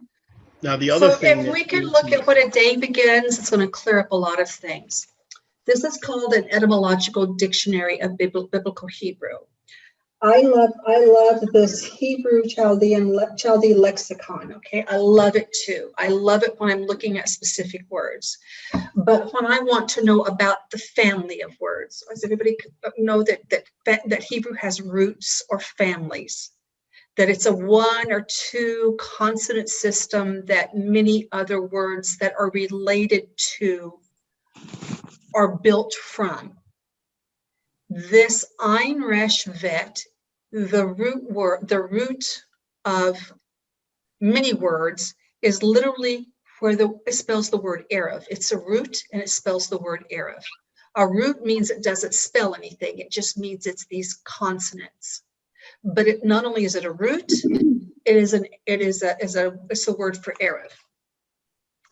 I love this one because at a glance, I can look at every word that came out of this root in one glance. Of this root, it says, mixed substance with no change in character. When we mix the day and when we mix the night, the day is still day and the night is still night. We cannot change the character of the day We cannot change the character of the night. Penetrate with a foreign matter. Okay, then from this root, these are the definitions of the words that came out of the root. Mixing without being integrated. Darkening. Being pleasant. Mixing shades of light. Erev is mixing shades of light. Okay, so we've been told by the etymology that Erev is mixing shades of light, and we've been told that Erev will make long shadows. We've been told in Genesis that Erev begins a day. So a day begins before the sun sets. My understanding is that's non-negotiable because we have etymology and we have the verse in Joshua. How far back in time is that mixing? Half hour, an hour, 2 hours, noontime? This is where you need to take these words and go outside. What happens? Okay, are you familiar with the term the golden hour? Do you do any photography or anything like that, Glenn? Are you familiar with that? No, I'm not a photographer, but I've heard that before, yes. Okay, let me just see if I can do really quick.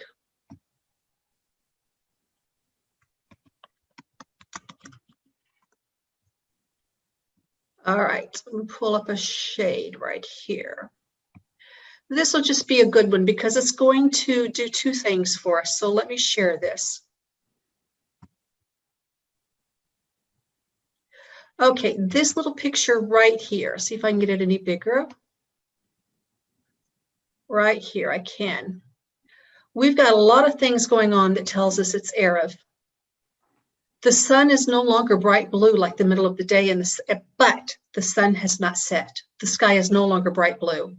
And if we look here, we've got these long shadows that are laying across the earth. This is when a new day begins. Okay, so in this 24-hour period, by the time you get here again, you're already into another day. Each day only has one dedicated sunset. And it happens at the beginning of the day because the days already began. So in contrast, Boker, meaning It's dawn the or breaking forth sunrise, of that light. That's exactly right. all the way through till when? Till this point? Till it's hot in the sky. Yom means hot in the sky. When that mixing is finished and you can no longer see that brilliant sunlight and the sky is blue, Yeah. Boker is finished. Excellent. So if the lambs were to be slain on the 14th, and specifically at the sunset of the 14th, it was happening before the 15th day. Because when you get to the next Erev, now it's no longer the 14th day and it's the first day of unleavened.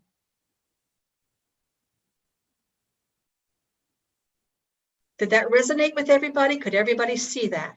Even if you don't agree with it, it doesn't matter. Could you see what I was trying to say? Mm-hmm. Okay. Okay.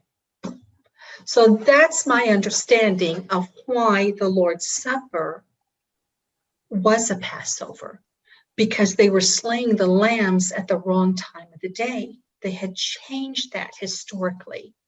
They were slaying the lambs in the daylight hour. If you're to slay the lambs on the 14th at sunset, and then at midnight, they were eating the lambs as the Passover angel went through the land and killed the firstborn of Egypt. And then it says later on when you go up that you keep this vigil and then you go to your tent to sleep when the sun comes up in the boker, when that mixing happens in that morning sky. And there's really a spiritual symbolic reason for this. And that is Messiah, that's Messiah's sign. When did he rise? He rose at sunrise on the third day. He says, as long as I'm in the world, I'm the light of the world. Amen. So he died, his death was as the setting sun. But Now, now you're saying he rose on the first day of the week. You're talking, now wait a minute. There's two risings. There's the rising from the dead, and there's the rising to the Father for the wave sheaf. A lot of right. people confuse the two and say he rose on Sunday. Well, Okay. yes, technically he did, but which one Technically, is it? he did. And when did he appear to when did he appear to Mary and Martha? What does it all say? In the morning while it was still dark, in the boker, at early in the morning. Okay, so it was that time of, I believe, because of his death and the way it was to be at sunset. His death was to be at sunset. And I'm going to show you a supernatural thing that happened in the middle of the day during his death. I'm going to show you the Father provided him an Arab. They tried to steal the sign of the Messiah and they could not steal the sign of the Messiah. Okay. His rising was to be as the sun rising, as the breaking forth of night. That's what his rising from death was to be as.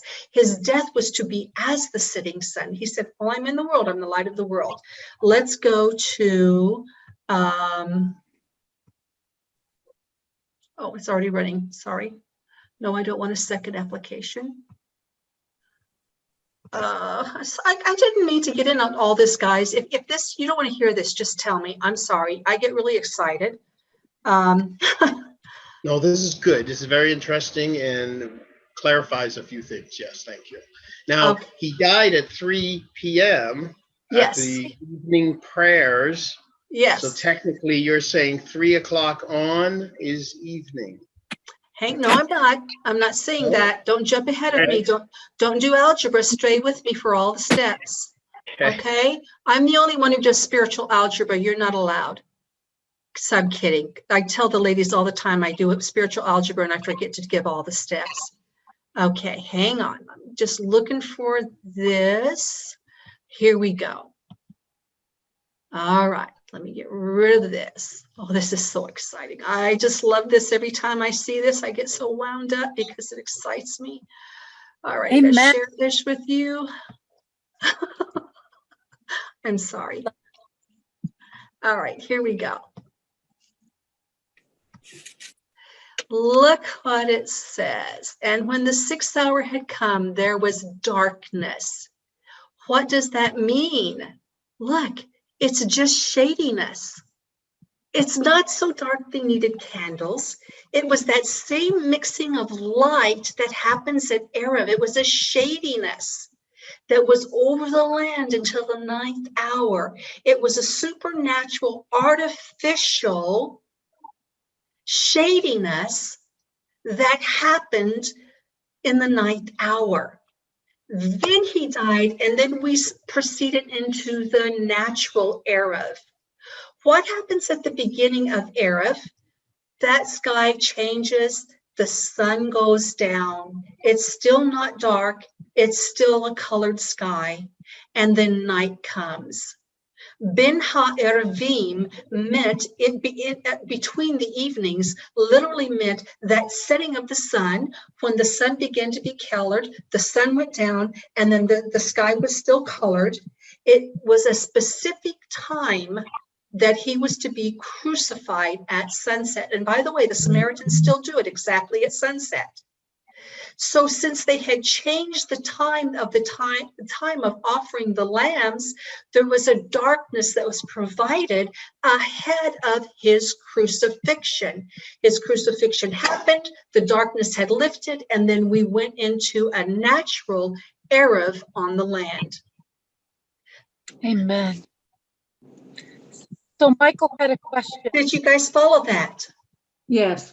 Okay, all right. Who has a question? I'm sorry. Michael? So, hi, once again. Thank Hi. you. I'm very new here, of course. So I have, it's wonderful. It's great. I haven't done that. So would you like, Jesse, can you speak about, if it's relevant, the expression where we then say, Boker Or, Boker in Or, morning light. yeah, in comparison to Boker Tov? Boker this- Or, a Boker Or would be like sunrise. Good morning, sunrise. You know, that is Boker Or. The light is seen, Boker Or. Right. Basically, Boker, from an etymological perspective, means something that's bursting or breaking forth. So if your Boker Or is the breaking forth of light. Okay. Because I noticed people use that expression rather than just saying Boker Tov. I don't know how relevant that was to ask that question, but another question that I have, I really appreciated how you emphasize waiting. We're meant to be connected with the land. Yes. And waiting. I really appreciated that. So what came to my mind was, until now, without having had this explanation about twilight, as you've been articulating it, until now I've been gleaning my faith, understanding my concept of faith, to be encouraged when you start a new vision, when you start a new step in something, remember the beginning of the day or the beginning of the month is complete darkness. So take faith. Don't be surprised and don't be upset because it's totally dark on your vision, your path. Sure. So I've derived faith and encouragement out of some kind of wisdom from this, what we know, that the day begins when the sun sets. Right. But it's more than that now, deeper for me, and how you've elaborated for me, because of the rays and the long shadows. So this is very interesting. I'm thinking to myself, okay, how does that apply now? The narrowing of understanding God's heart, Yeah. So well, you know what? That's a process. That is a process of understanding God's heart, because I will tell you, I understood Erev from the etymology. Yeah. God showed me Erev from the etymology. And I tried the first year and I couldn't explain it. I could see it, but I couldn't explain it.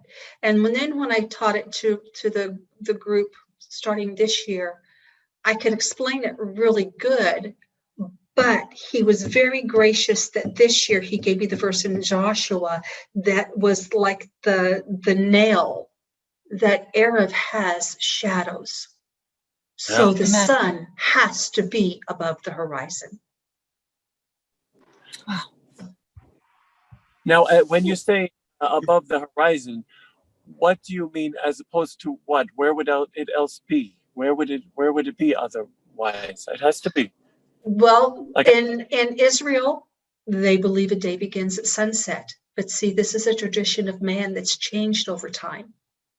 And if the sun has set, there can be no long shadows. It's not when the globe touches the earth, the sun has to be set to begin a new day. And traditionally, that's what we run around doing. Oh, the sun's setting, I gotta hurry. And we try to get those last minute things thrown in before the sun slips off the globe, right? Or the flat earth, or whatever it is you believe in. And we're not opening that can of worms tonight. Thank you. Okay. Yeah. So that's the traditional belief even here in Israel. And that's what as we have looked to Judah, our big brother, the Jews, the only reference, the oldest link we have back to what should be done, but they're not doing what should be done. They've slipped too far from it. But that's what we have done too, because that's what the Jews do. Yeah. Amen. Thank you. There's a bit of confusion. And I don't know if it's translation issues or what, but in the New Testament, and I don't have it right here in front of me, but it's talking about Mary showing up at the tomb while it's still dark, At the dawning of the first day of the week. Dawning, beginning of the first day of the week. Dawning, sunrise. I'm confused because if it starts at evening, it should be dawning. Then if we're using the word dawning as a word to meaning starting, then that. Give me the reference. Do you have the reference? I do not, but it's. Let me I put do it. not have Let me look it real quick. I've got my it e-sword sticks in here. my head. It It's says. Matthew 28. All right, let's go to Matthew 28. Thank you, April. Uh-huh. What? Matthew? Oh, that's 28. Mark. Yeah, okay. Matthew 28, verse 1. Verse 1. Okay, let me share this with you. We're going to take this word, and as it begin to dawn towards the first day of the week, the word dawn means to grow light. Let me share this with you. I don't know if I'll be able to keep you with me through this whole thing, because if I change screens, it may drop the screen share. If it drops the screen share, let me know. Right here. Okay, I need to get rid of that. Matthew 28, where'd you go? It was something else. Okay. Here it is.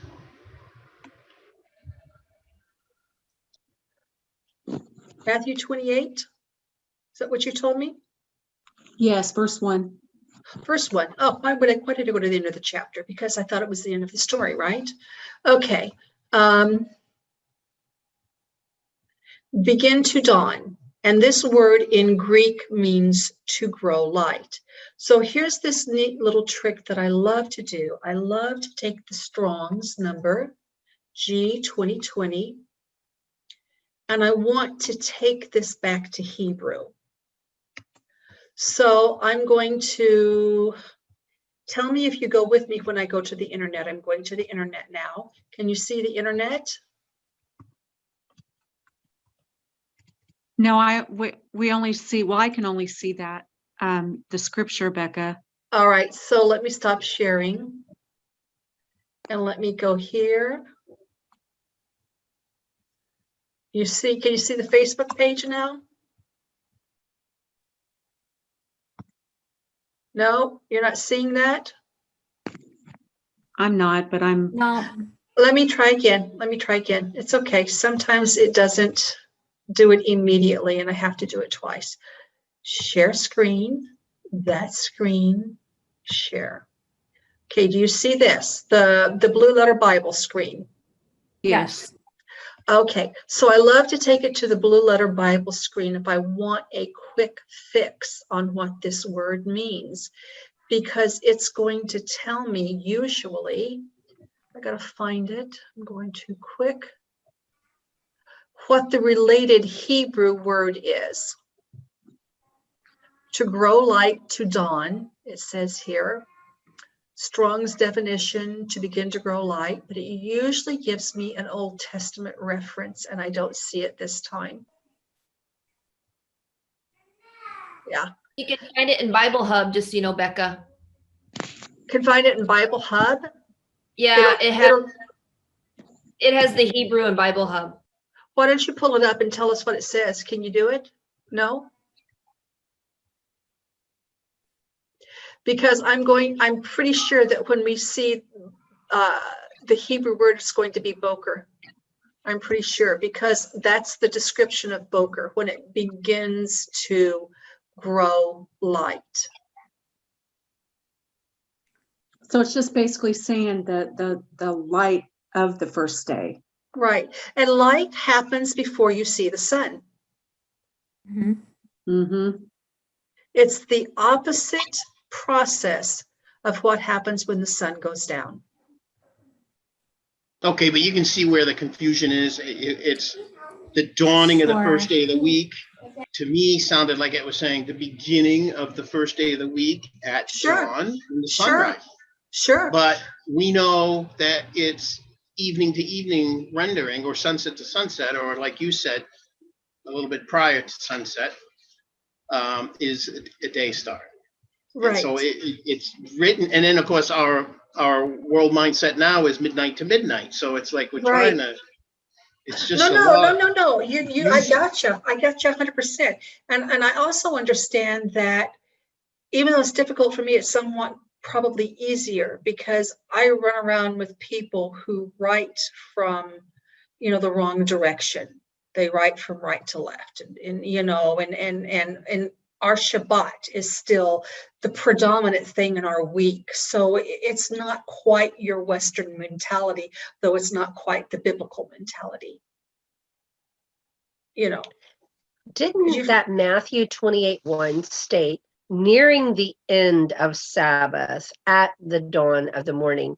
Because it makes people think when they hear that nearing the end is supporting that Sabbath wouldn't begin or a day would not begin till the morning. It really is a huge discrepancy that causes, a I agree. problem. I agree. Yeah, I agree. And it could just be a translation error, absolutely. I'm going to say something that may not be very popular about that, April. I like the New Testament for its authenticity better than the Old Testament, but for its authenticity better than the New Testament, because Christians have had use, and I use Sunday Christian when I say Christian, have had use of the New Testament for many years, and it has been a proven fact that all of these codexes that have existed over the years, margin notes from bishops and monks and whatnot migrate into subsequent copies. So when I read the New Testament, I look for the Torah in it. If I can't find the Torah in it, I never say it's fake unless I can find in history where it was added. And there are some portions that we can find in history where it was a margin note that made it to the text. But if I can't find it in Torah and it's in there, I hold it, I ponder it, and I pray about it. Paul and I have a really old Bible that was given to him by his, I think it was his dad's dad, or something like that. And from time to time we review it. And there are a lot of scriptures that have been added to, especially in the Brit, and some stuff it really blew our minds, because when we were coming into Torah, the first thing that the Holy Spirit spoke to us about was there's something wrong with their translations, and that led us both to really do a lot of biblical and scriptural research, and that was a big thing. So having this old Bible has been a blessing, because you can, when people refute those scriptures to you and say, well, what about this? You could say, well, that was even in the exactly text until 1930 something or whatever. Right. So, right. And sometimes earlier than that, depending on, we're talking codexes, and codexes were like almost the time of writing scrolls before they were bound. Like the Targums? Are you talking like the Targums? Exactly. Some of them are margin notes from then. There's some hard-nosed people that are like, I only want the KVG, and et cetera, and it goes back and forth. But one of the things, there is a wonderful site, and it's, if you Google, it's the history and timeline of the English Bible. You just Google that, so write that down. You can direct people there where they can actually see the realistic history of the Bible, how we got it. It goes over the Geneva, the Tyndale, all of that information. And even the Geneva Bible, there was a commentary in the Geneva Bible that claimed the Pope as the Antichrist. I mean, there's some really interesting news in there. And that's one of the things that the King James said we're leaving out. And it's the only thing that they said they left out, but they said there were other things that were taken out or added to. So it says right there in that history and timeline, that information. So if you have anybody that has discrepancies or arguments with it being perfect, because every church, one of the reasons why I cried for a few days off and on, was every preacher I had held the Bible in their hand and swore it to be perfect. I know. And infallible and no issues or nothing wrong. I was crying for those preachers. That's what I was crying for. I come out of that era too. The infallible word of God. Well, God's word is infallible, but it is. But this book is not perfect. Yeah, exactly. So hang on. Renee's next. Michael, did you have another question? Did you raise your hand? Did you want to have another question? Okay, yes. Yes. Oh, am I on? Yes. Yeah. Okay. I just had a question also when, because I'm very new with all this. With the subject of judging when the barley is ready, giving the sign, Yes. I was hearing that the moisture is the essential qualifier. So yeah, let's break So that I'm down. just wondering if it's light also that plays a role. It's many things that plays the Yeah. role. So the barley is going to continue to grow tall as long as it has plenty of consistent rain. It's not going to put any energy into making grains. It's just going to look like tall grass as long as it has consistent, abundant rain and moderate temperatures. Okay? If at any point you've reached, from what I've seen, it seems to be, unlike domestic barley, which has a 90-day development cycle, it seems to me that this ancient barley has about a 4.5 month natural cycle, that if it continues to stay wet enough times in the week and the temperatures are not hot, which they never are if it's raining. In Israel, if you go to the New Testament, it says Peter warmed himself by the fire. I guarantee you it had rained or it was going to rain. If it rains, it's cold. If it doesn't rain, it's hot. End of story. No other discussion. So as long as we're getting the rains, the temperatures are cool. But once that the rain stops and the heat up process starts, that sends that signal to that plant that God put in there that you've got to reproduce after yourself now. You've got to bring forth that seed. Wow. Amazing. Okay, בסדר, תודה. Thank you. Did you find that, Nancy? Did you Thank find you. a link? I'm gonna You're gonna have put to on the chat no, room. the Nancy Beebe. I'm sorry, Oh, the sorry. other Nancy. Can you unmute yourself?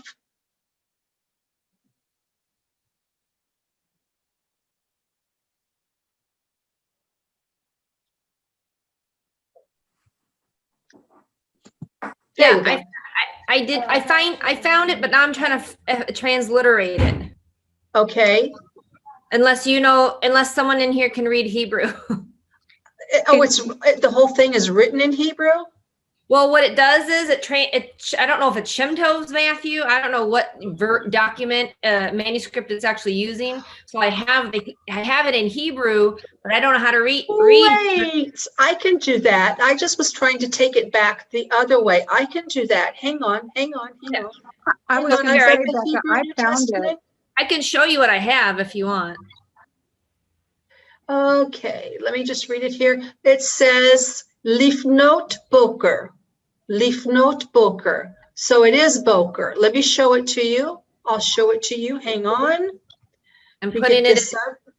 I put it in chat, the Hebrew, so everyone can see it. I am so sorry. I didn't even think about that, but I do like to show people the blue letter and that type of stuff, because I want them to know that you can take things back to the Hebrew. Hang on, I got to share this. Where'd my share button go? Here we go. Okay. Right here. Make it where I can see it. I think you guys probably can, but it's. Yeah, there you go. Perfect. Okay. Lifnot Boker. Before Boker. Okay, so the breaking of the light, that's exactly what it's referring to. The Greek was right. And that's what it says in Hebrew. Becca, whenever I went to the cross-reference that word, I have my sword, it transliterated it into halal or halal, which is just to shine and to praise. Okay. So it's not, and it depends like, I don't know if I'm on the right Greek word, but that just means when the day is shining. So that would mean when the sun's out, basically. Right. So And Hofer. I've never seen actually that word used for sun shining. And well, I'm sure it has, I'm sure, but it's pretty obscure. I've never seen that used for when the sun's shining.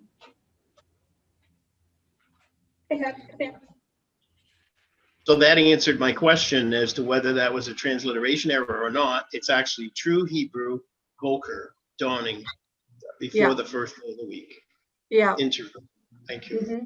Because he was as the sun. While I'm in the world, I'm the light of the world. His death was the sunset. His resurrection was the sunrise. The timing of it. They can go out. They're still out. I thought I put them out. Go look and see. Oh, can you take them out the back, please? I'm sorry. I'm sorry, honey. Okay. There's so many questions there, though, because we know he gave us a sign, that the sign would be 3 days and 3 nights in the belly of the earth. Now, if he died at 3 and was put in the grave at just before evening, then he would have to have risen just before evening. That's 3 days, 3 nights, which we don't exactly know when he rose. Exactly know. He was confronted at that time in the morning before dawn, before the light, but it doesn't say he was risen from the dead at that time. It doesn't. So we have oh gosh, it's got to be almost a 12-hour period. We don't know when he rose from the dead. You're right. So we have to take the scripture at its word, and this is one of those faith things. Now, honestly, I looked 3 years. No, I didn't look 3 years. I actually stumbled upon that scripture that said long shadow in Joshua. It doesn't mean that it's not in the gospel. It means that we've not recognized it.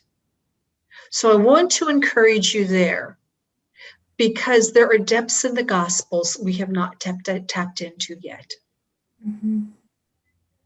It could well be there verbatim, and we're not recognizing it.